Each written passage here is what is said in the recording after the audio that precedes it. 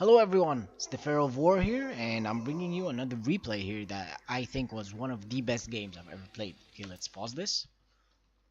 For army compositions, okay?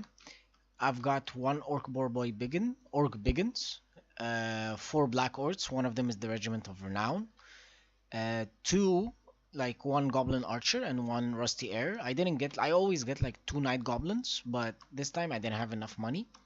As for my anti-large contingent, I've got two Orc Boy Biggins with a Goblin Big Boss on a Wolf, and an Orc Shaman with Futogork and Gaze of Mork.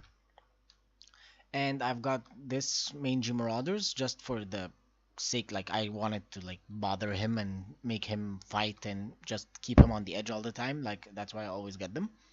For his front line, I'm playing Greenskins versus Vampires, by the way. He's got three Grave Guards, and my Lord is Skarsnik with everything. Like, he has all the skills, all the items, everything. He's got three Grave Guards, two Skeleton Spearmen, three Crypt Horrors, like a very standard competitive build army, you know? Claw Nagash, Blood Knights, and Dire Pack. Right, guys? Actually, this looks a lot like my build. Like, yep, it actually does. A lot like mine. Okay. So, we started off like in a fast pace where I just went with the Mangy Marauders, kept harassing him, firing until he came into range, moved my units from, like, I'll move them now. So, what I wanted to do was, again, not again, like first time, is to bait those into a fight here with those guys. Because those guys can take those and just go to town on them. Especially if the Red Duke was away, which my opponent, fortunately for me, he did. He pulled the Red Duke that way, so I had those all for myself. So I was like, okay, might as well go for it. So I did. Found him rushing to me, so I rushed down with that guy first, and then I'll rush with the rest down. I really was caring more about the Blood Knights than those guys. Those guys, the Biggins can fuck them up. So what I did was I made them go around this guy, stand beside him, and I casted a Foot of Gork, double casted on this bunch. Now look at this. Look at this. From full Blood Knights to 23 models and now crumbling and dying. That's it. That's it for the Blood Knights. His anti-large contingent, gone in a second. So I have those guys to just run around and cause havoc wherever I want them to.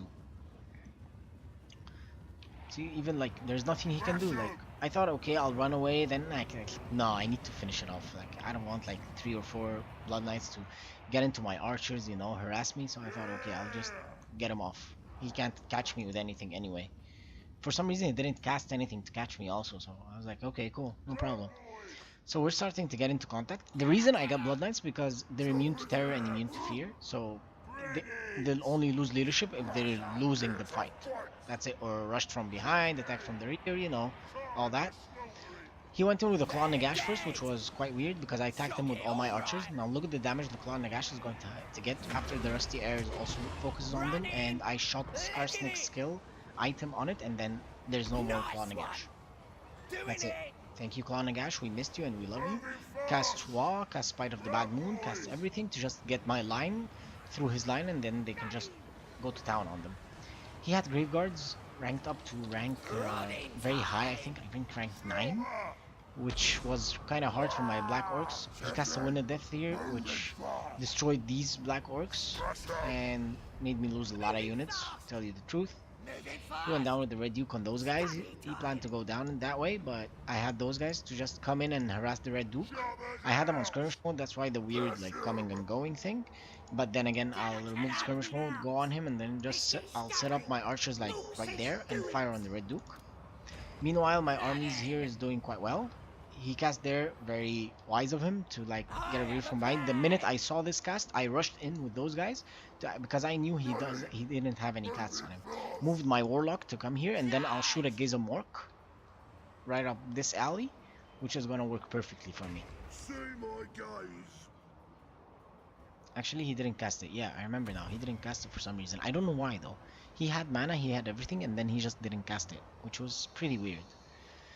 I didn't know why they were obstructed. Like, yep, there you go. Like it's a good damage. He did some good damage on him, which was fine. It was fine by me.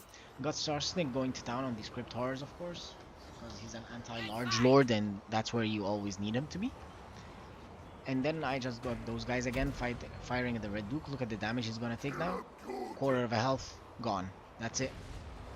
Another for the Gorg there to just finish up this area, because this is the area that got hit by the Winds of Death.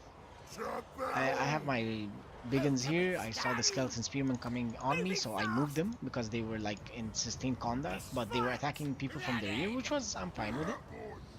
Right now I'm just doing nothing except like cleaning up this line. My Warlock got into like a little combat here, but I'll pull him like that way soon.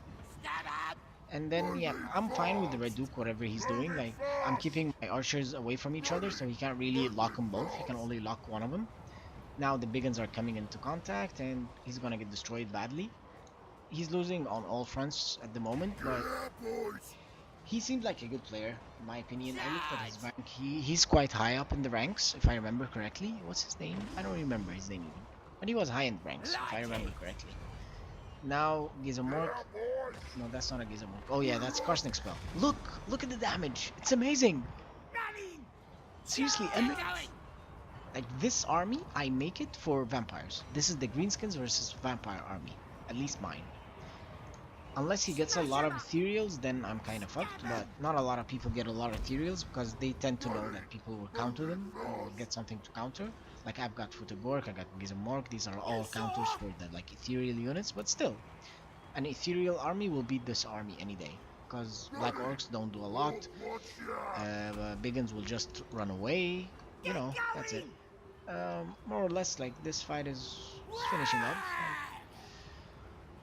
After so many losses, there's no way my opponent can get back from this. So well played to him. He played quite well actually. I liked how he played, like, but there's nothing else he could do. So I miss you and we love you, and well, that's mostly it. Gotta kill the vampires. He's gonna stick to it for like another 10 seconds, then he realized and then just quit. See, everything's good. Other than that, like, I enjoyed it really. Like, I noticed that Skarsnik is quite strong against other lords, and he's especially strong with his spear. And put on it another guy like this with the Gaze of Mork, and then they can snipe lords, which is actually great. Because most lords at the moment, they get large units. They put them on Hippogriff, on Griffins. This is all great for this build, because instead of, like, for example, the Black Orcs, you can put a lot of Biggins.